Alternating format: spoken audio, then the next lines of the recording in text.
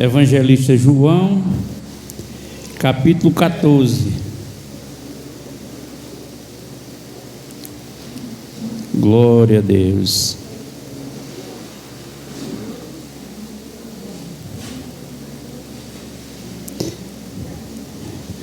Encontraram? Amém. O versículo 3 e diante. E se eu for vos preparar lugar, virei outra vez e vos levarei para mim mesmo, para que onde eu estiver, estejais vós também. Mesmo vós sabeis para onde vou e conheceis o caminho. Disse Tomé: Senhor, nós não sabemos para onde vai, e como podemos saber o caminho? Disse-lhe Jesus: Eu sou o caminho e a verdade e a vida. Ninguém vê o Pai senão por mim. Se vós me conhecesseis a mim, também conhecerias meu Pai. E já desde agora o conheceis e tenho visto. E disse Filipe: Senhor, mostra o Pai, que nos basta. Pai, em nome do Senhor Jesus Cristo, que essa revelação desta palavra abra e dê luz de compreensão a cada um de nós, pelo Espírito, em nome de Jesus. Amém. Aplauda Jesus e pode se sentar.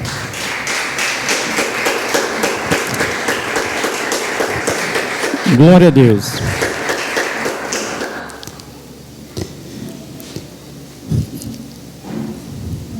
Louvado seja Deus.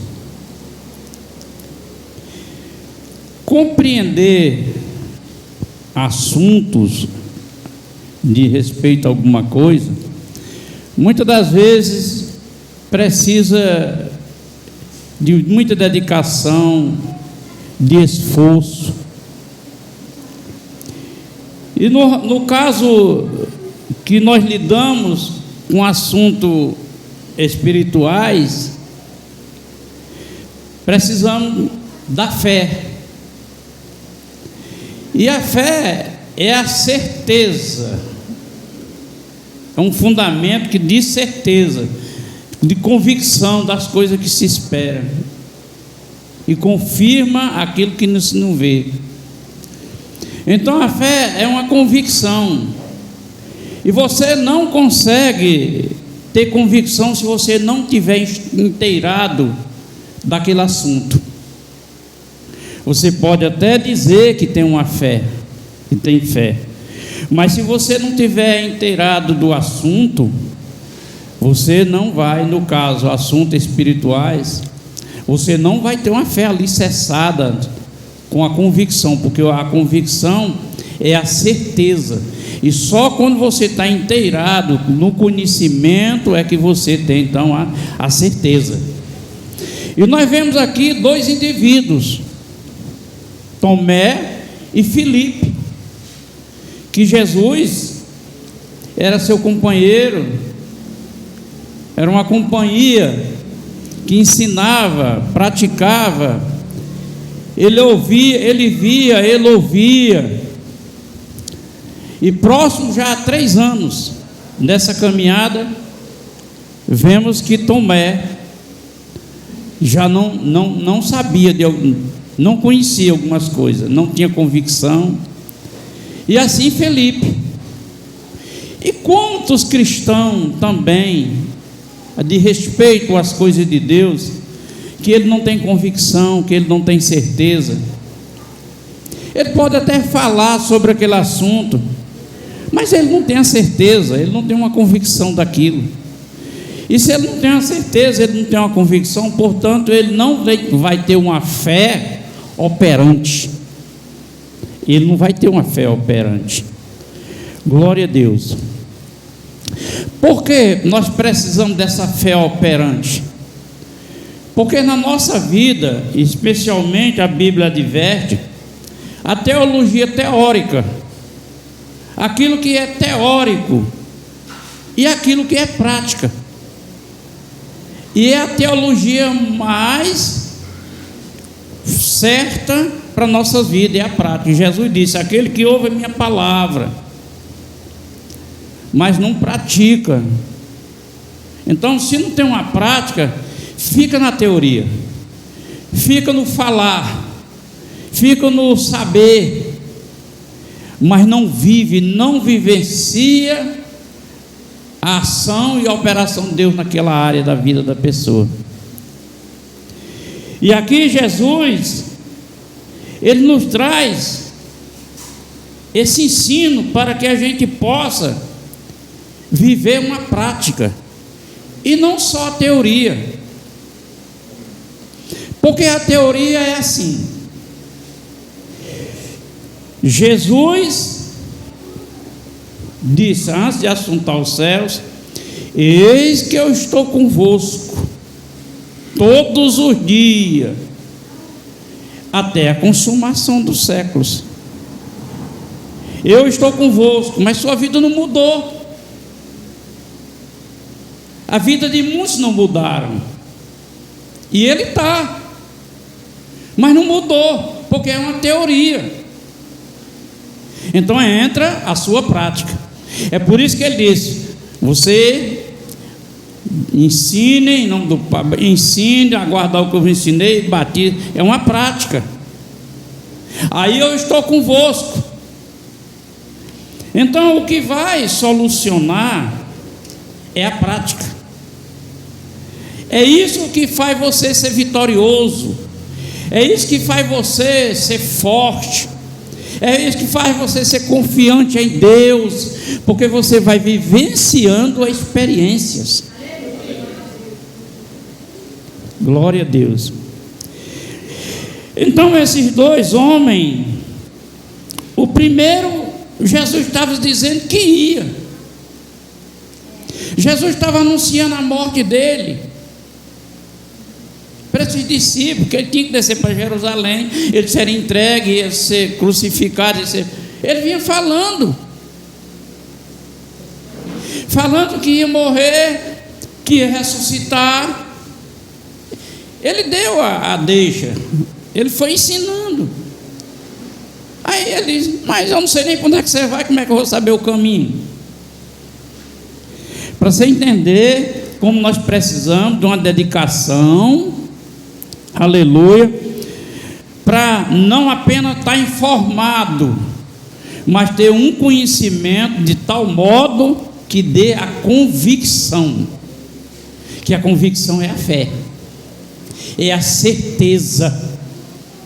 E quando você tem essa certeza, você tem força para agir, você tem coragem para ir em frente, você não se sente derrotado, você se sente pressionado, aleluia, você se sente guerreando, mas não se sente derrotado. Glória a Deus. Então ele disse: eu não sei para onde você vai, como é que eu vou saber o caminho? Aí Jesus entra na área prática do ensino. Eu sou o caminho, a verdade e a vida. Bom, Jesus é o caminho, um caminho que leva de onde para onde? Alguma vez você já se perguntou: de onde para onde eu estou indo? Qual vai ser essa minha trajetória? Essa minha trajetória nessa caminhada. Há um caminho que eu tenho que caminhar, esse caminho é Jesus, esse caminho leva a Deus. Mas o caminho que leva a Deus não é apenas porque eu creio em Jesus. Tem a vida prática da caminhada, aleluia. Tem os enfrentamentos nessa nossa trajetória, que em nome de Jesus eu tenho que ir em frente. E nós sabemos que muitos desistem, nós sabemos que muitos esmorecem na caminhada, porque está apegado à teoria, Oh glória, eu sou de Jesus, aleluia, papai. É uma teoria, mas quando chega no momento da ação, da prática, aí lhe falta. E Paulo escreve a Timóteo, diz: aquele que milita diligentemente, esse é bem sucedido. Aquele que milita, aquele que está na sua caminhada, nessa trajetória, desse caminho que leva a Deus, e vai militando diligentemente, não é negligentemente não, é diligentemente. E nós sabemos que nós somos imperfeitos, isso é um fato que nós temos que ter consciência.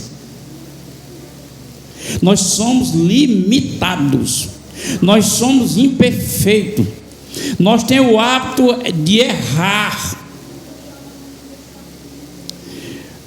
E nessa caminhada eu preciso ter consciência, porque eu preciso me corrigir.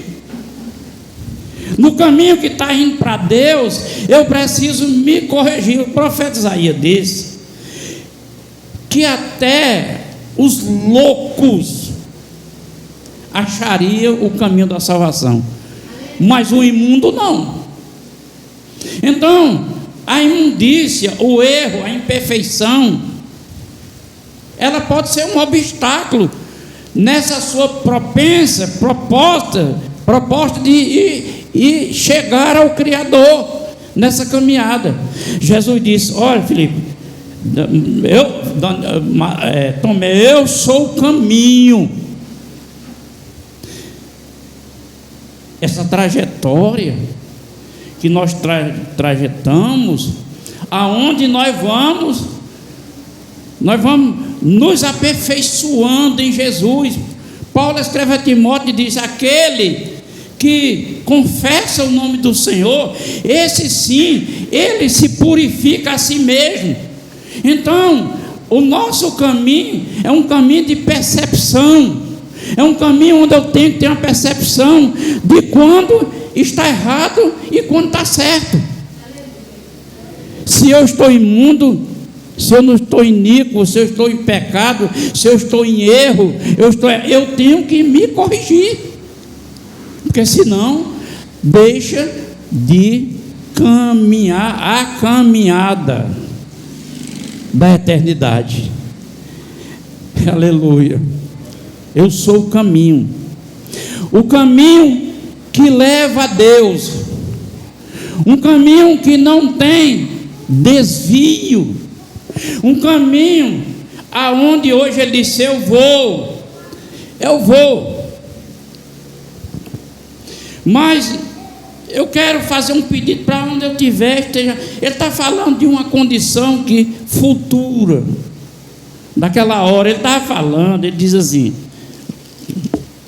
é no 3, eu vou preparar lugar. No 4,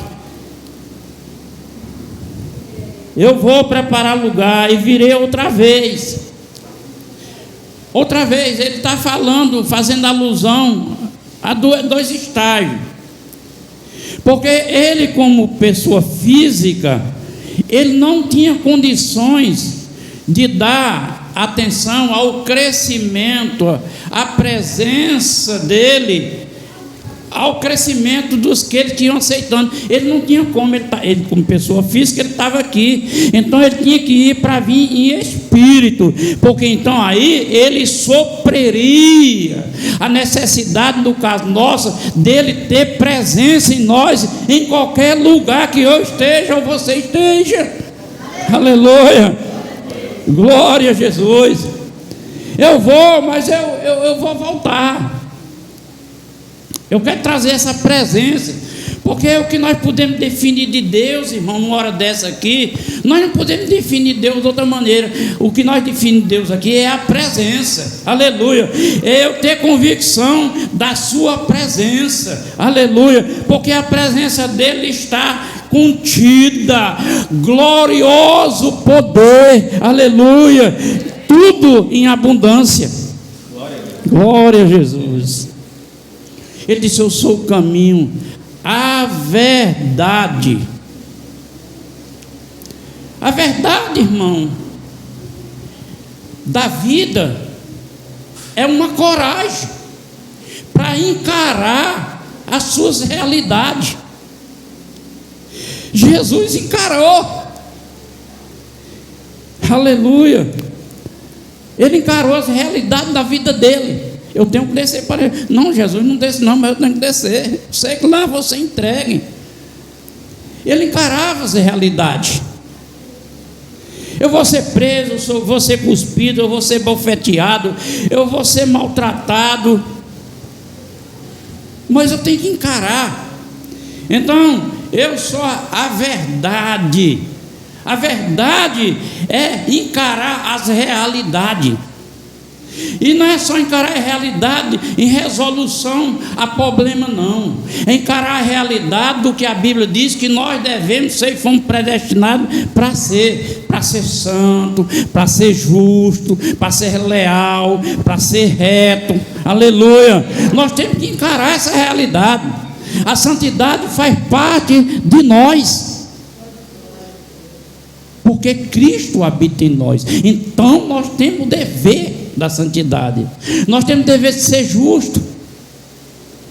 Então, a vida, a verdade é essa coragem de enfrentar as suas realidades. Porque você sabe, irmãos, que muitas pessoas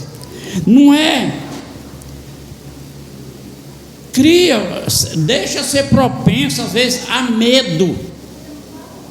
Mas o medo que ela deixa ser propenso, muitas vezes, não é medo, é uma fraqueza, é uma debilitação. E a pessoa tem que vencer aquilo. Você tem que superar. Aleluia. E eu vou superar com coragem. Uma coragem que me leva a confiar em Deus. Uma coragem que me leva a acreditar, a ter certeza que Ele não me desamparou. Eu estou enfrentando essa situação, mas Ele não me abandonou, Ele está comigo. Eu vou sair lá na frente. Sairei Ele e sairei eu. Aleluia.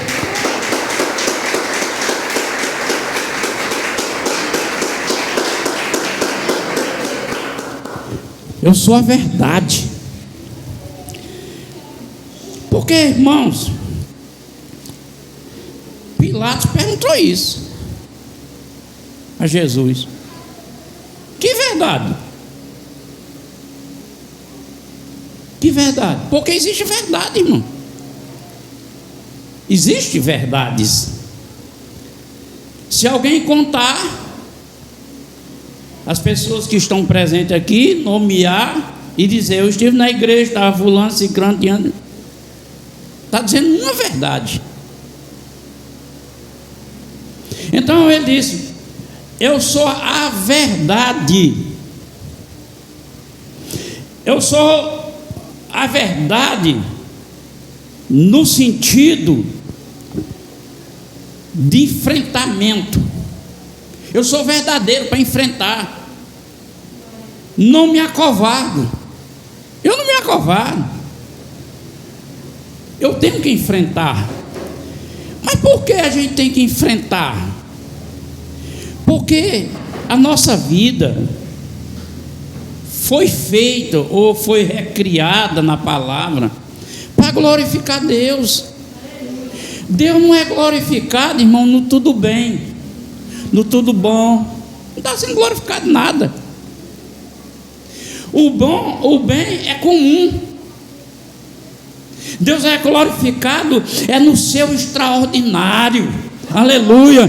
Quando você tem coragem, confia, acredita e deixa o extraordinário de Deus acontecer na sua vida. Aquilo que a Bíblia diz é impossível aos homens, mas o seu extraordinário em Deus faz aparecer o milagre.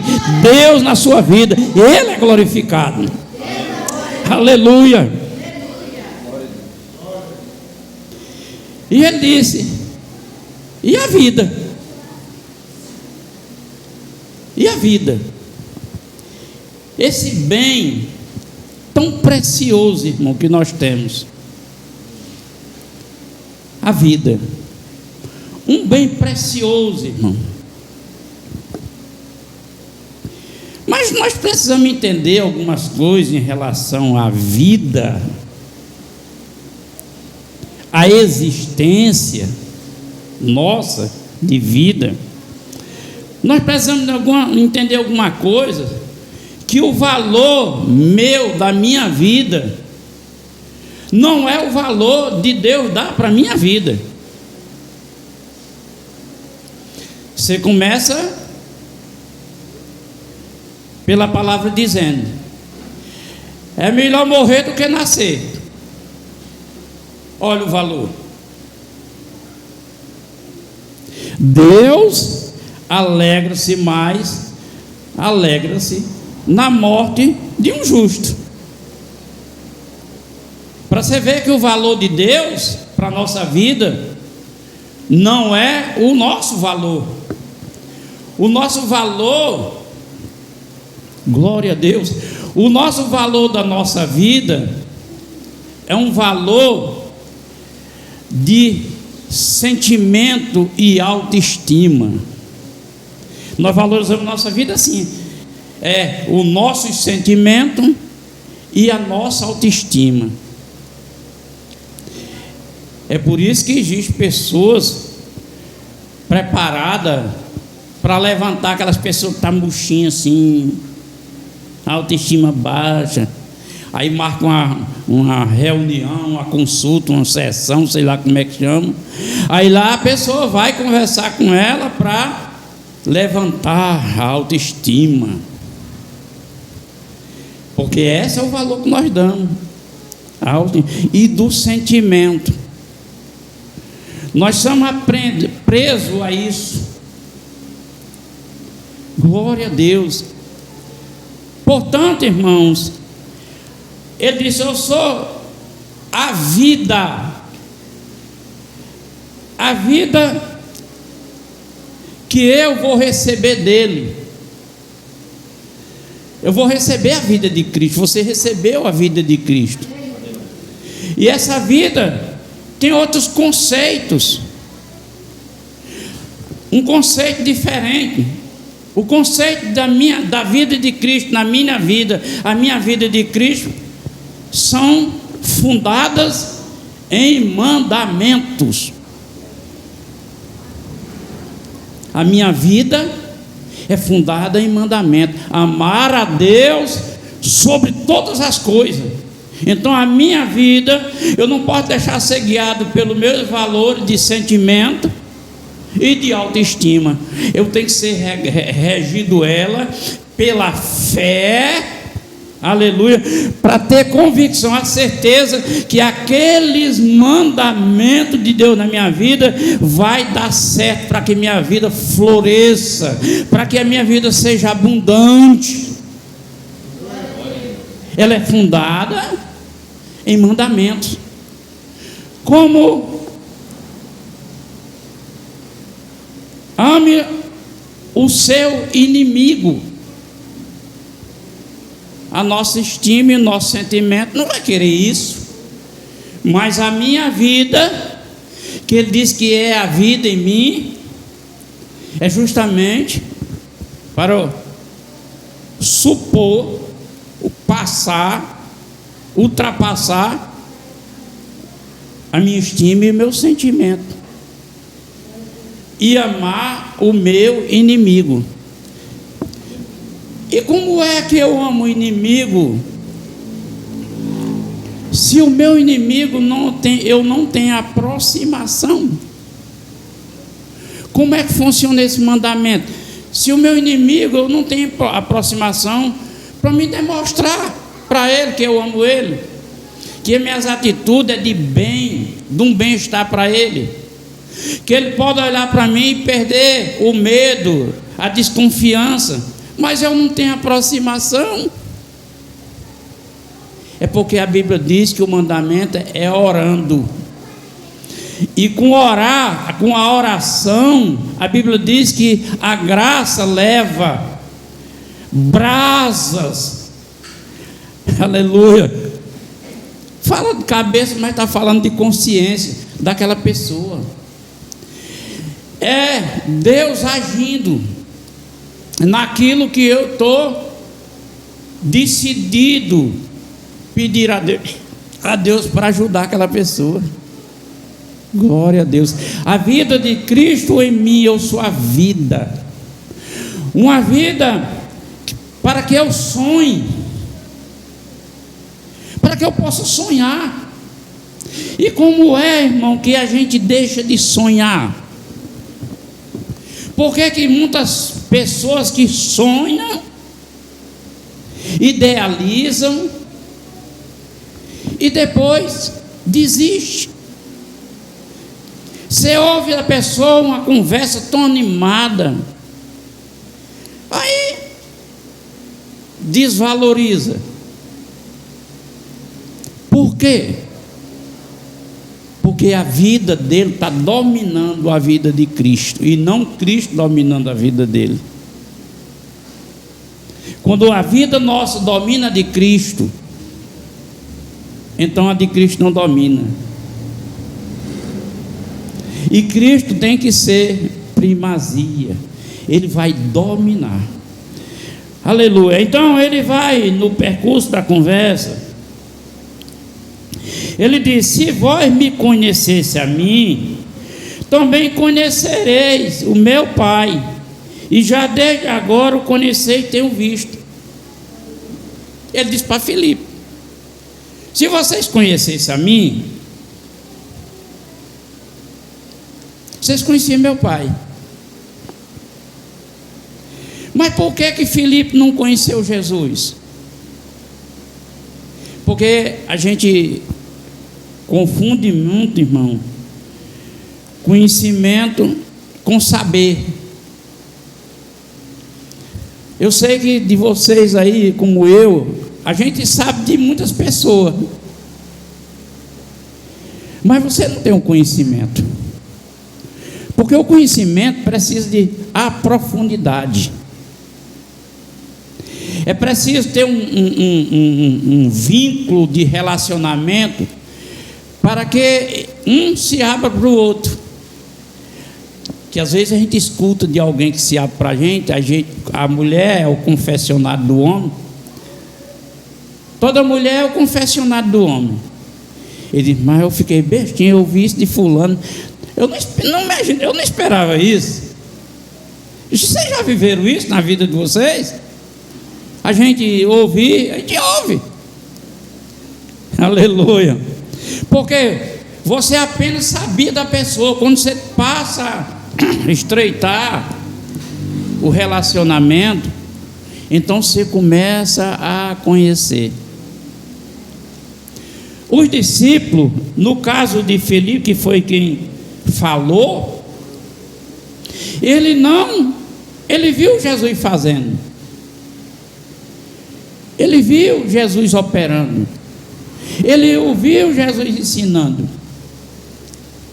Mas nenhum momento dele ele demonstrou conhecer Jesus. Ele sabia. E isso é uma advertência para nós, irmão. A gente tem que estar mais ligado, saber mais, conhecer mais de Deus, por Jesus. Ele disse: se você tem conhecido a mim, você tem conhecido meu Pai. Porque Jesus, irmão, é o que se pode dizer da expressão máxima da natureza de Deus. É a expressão máxima da natureza de Deus. Jesus revelava amor da natureza de Deus, revelava compaixão, misericórdia, bondade. Jesus revelava essa natureza de Deus. Ele revelava. Então ele é a expressão, mas Paulo diz, ele é o que mais parece, é o que é parecido, é a imagem do Deus invisível. É a expressão máxima. Era ele. Nos seus feitos, a tal ponto de tantos cristãos E os discípulos não entenderam que, em certo momento, ele disse: vocês creem que eu estou no Pai, pelo menos para as obras que eu faço. Você ainda não discerniu que o que eu estou fazendo é uma obra e é Deus? Que Nicodemo viu isso. Eu sei, mestre, que ninguém pode fazer o que tu faz se não fosse de Deus. Então eles não tiveram essa intimidade, essa aproximação, para ter essa certeza, essa convicção. Às vezes está faltando entre nós, irmão.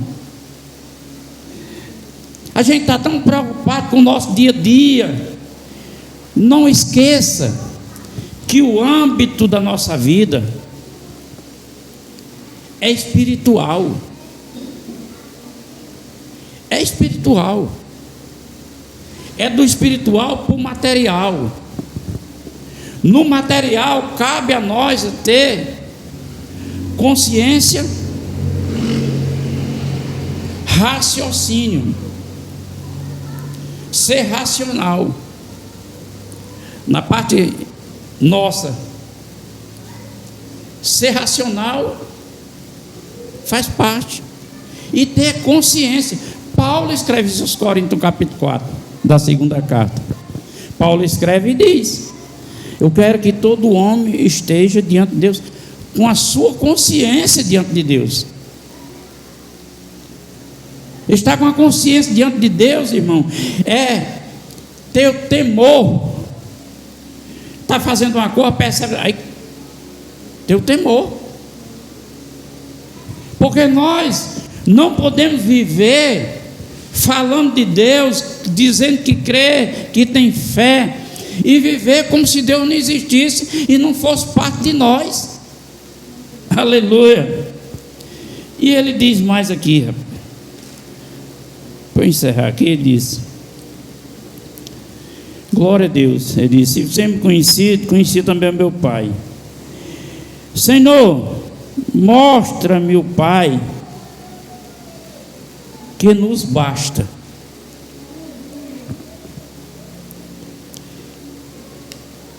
Veja bem, a ideologia de Filipe. Senhor, se você mostrar o Pai, mostra para nós. Ele falou pelos demais, falou por todos. E às vezes, irmão, nós estamos nesse encaixe aí. Às vezes nós pegamos a nossa ideia, a nossa ideologia, o nosso pensamento, e achamos que o outro tem que pensar do mesmo jeito. E não é assim. Nós somos pessoas, indivíduos. Nós somos pessoas, somos indivíduos. E cada um recebe a unção de Deus. Você tem a unção de Deus. Aleluia. Todos vocês têm a unção de Deus. A unção está aí. Agora, muitas das vezes a unção está em mim, e eu digo: a unção de Deus está em mim, na teoria. Aí chega o momento de agir, ter a ação para ter a prática e provar a ação.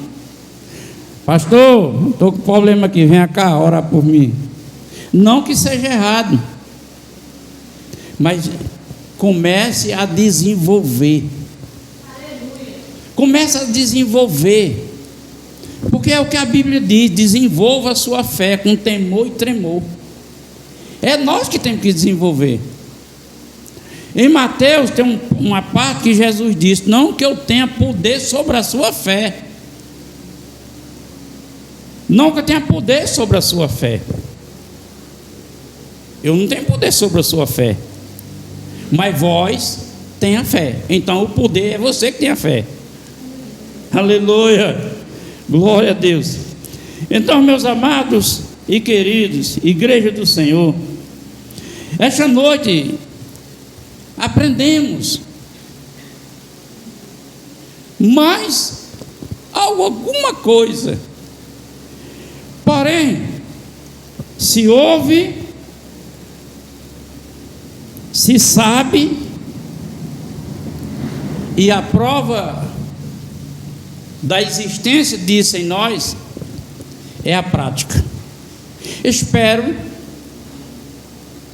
que na oportunidade que vocês tiverem de praticar, pratique. Deus será glorificado, você será edificado e terá um testemunho para chegar aqui e contar para edificar quem ouve o seu testemunho. Amém? Aplaudir a Jesus com toda alegria.